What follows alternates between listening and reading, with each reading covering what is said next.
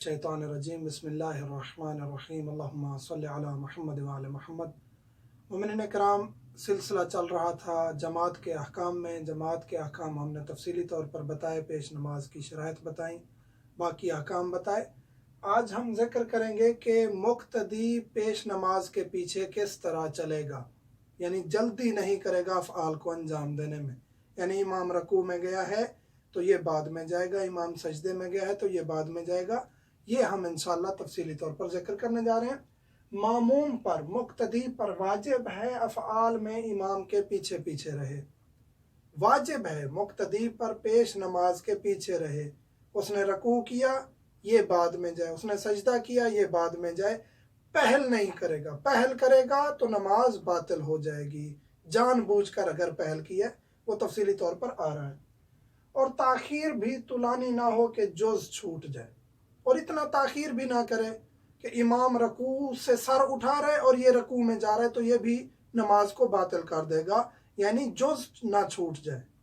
इतना ताखीर ना करे कि जुज़ ना छूट जाए। ये सजदे में जा रहा है, इमाम ने सर उठा लिया है सजदे से, तो इतनी ताखीर दुरुस्त नहीं है।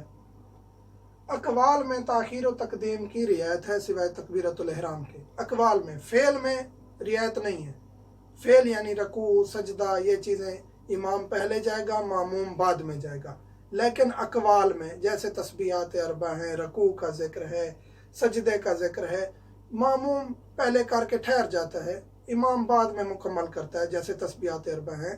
या सजदे का जिक्र है, सुबहान रब्बियल आला व बिहम्दे कह देता है मामूम, मजीद इमाम जिक्र करता रहता है, यानी ये शार्ट भी कर देता है या तुलानी कर देता है।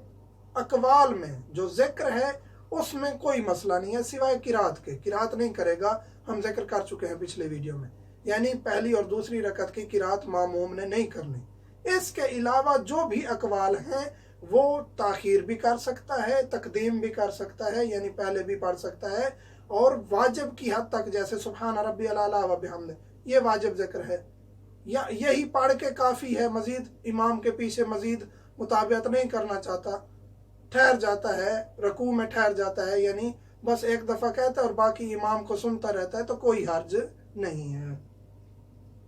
अगर जानबूझकर पहले कर ले रकू और सजूद तो फुरादा पड़े, यानी पहले चला गया, जानबूझकर रकू पहले कर लिया है, इमाम अभी रकू में नहीं आया था, सजदा पहले कर लिया है, इमाम अभी सजदे में नहीं आया था, और ये जानबूझ के किया है, तो नमाज उसकी जमात ख़त्म हो जाएगी। वहीं से अपनी फुरादा की नियत करे और उसको मुकम्मल करे।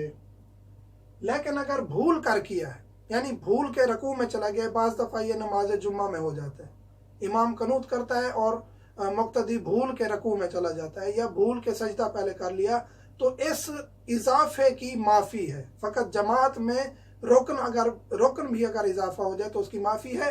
पलट आए, पलट के इमाम के साथ वो फेल अंजाम दें जो इमाम दे रहा है, उसके बाद दोबारा रकू करें, सजदा करें, और नमाज आपकी दुरुस्त है जमात वाली।